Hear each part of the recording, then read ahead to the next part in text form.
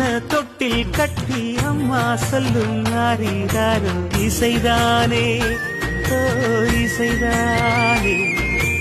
ஆணும் பெண்ணும் கட்டில் கட்டி ஆசமிட்டு கட்டுறதும் இசைதானே ஓ இசைதானே. ஆறு மனம் யாரு இங்க அனைத்தும் அறிந்ததாரு.